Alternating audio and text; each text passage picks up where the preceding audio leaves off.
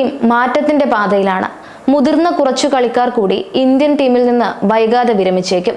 അതിനുള്ള സാധ്യതകൾ സജീവമായിക്കൊണ്ടിരിക്കുകയാണ്. 2024 ICC T20 ലോകകപ്പ് ട്രോഫി നേടിയതിനു പിന്നാലെ രോഹിത് ശർമ്മ, വിരാട് കോഹ്ലി, രവീന്ദ്ര ജഡേജ എന്നിവർ രാജ്യാന്തര T20 ക്രിക്കറ്റിൽ നിന്ന് വിരമിച്ചിരുന്നു. സമാന രീതിയിൽ ടെസ്റ്റിൽ നിന്നും ഏകദിനത്തിൽ നിന്നും മുതിർന്ന താരങ്ങൾ വരും നാളുകളിൽ വിരമിക്കും എന്നാണ് വിവരം. ടെസ്റ്റ് ക്രിക്കറ്റിൽ നിന്ന് ഇന്ത്യൻ ക്യാപ്റ്റൻ രോഹിത് ശർമ്മയുടെ വിരമിക്കലാണ് ഇപ്പോഴത്തെ സജീവ ചർച്ചാ വിഷയം. കാരണം രോഹിത് ശർമ്മയ്ക്ക് അടുത്ത കാലത്ത് ഫോം കണ്ടെത്താൻ സാധിക്കുന്നില്ല എന്നത് തന്നെയാണ് പ്രധാന വിമർശനം. ന്യൂസിലൻഡിനെതിരായ ബംഗളൂരു ടെസ്റ്റിൽ ഒരു അർദ്ധ സെഞ്ചുറി നേടിയതൊഴിച്ചാൽ അടുത്തിടെ നടന്ന ഒരു ഇന്നിംഗ്സിൽ പോലും രോഹിത് ശർമ്മ ശോഭിച്ചിട്ടില്ല. 37-കാരനായ രോഹിത് 2013 നവംബറിൽ വെസ്റ്റ് ഇൻഡീസിനെതിരായ ടെസ്റ്റിലൂടെയാണ് രാജ്യാന്തര അരങ്ങേറ്റം കുറിച്ചത്. ഇതുവരെ ആകെ 66 ടെസ്റ്റ് കളിച്ചു.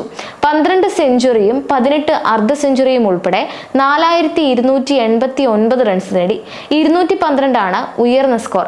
41.24 ശരാശരി. 2 വിക്കറ്റും ടെസ്റ്റിൽ രോഹിത് ശർമ്മയ്ക്ക് സ്വന്തമായിട്ടുണ്ട്. രോഹിത് ശർമ്മ ടെസ്റ്റിൽ നിന്ന് വിരമിച്ചാൽ ഇന്ത്യൻ ടീമിൽ ആരായിരിക്കും പകരമായി എത്തുക എന്ന ചോദ്യവും സജീവമായിട്ടുണ്ട്. സാധ്യതാ ലിസ്റ്റിൽ 3 പേരെയാണ് ക്രിക്കറ്റ് നിരീക്ഷകർ വിലയിരുത്തുന്നത്.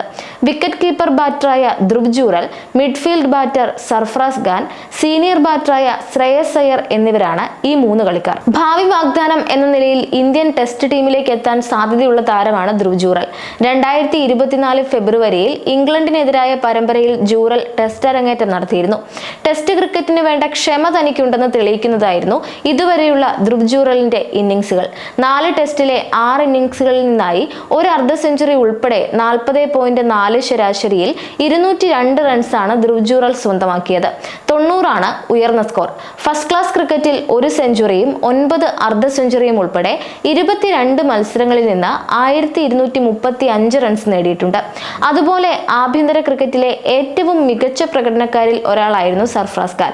പക്ഷേ ന്യൂസിലൻഡിനെതിരായ പരമ്പരയിൽ ഒരു തവണ 150 റൺസ് നേടിയതൊഴിച്ചാൽ ബാക്കി 5 ഇന്നിംഗ്സുകളിലും മോശം പ്രകടനമായിരുന്നു അദ്ദേഹത്തിൻ്റെത്.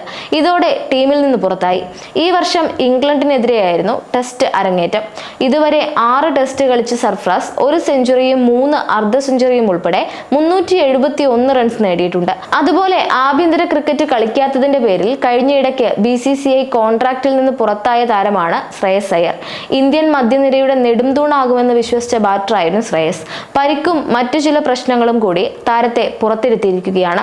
ഇന്ത്യക്ക് വേണ്ടി 14 ടെസ്റ്റിൽ നിന്ന് 1 സെഞ്ചുറിയും 5 അർദ്ധ സെഞ്ചുറിയും ഉൾപ്പെടെ 811 റൺസ് നേടിയിട്ടുണ്ട്.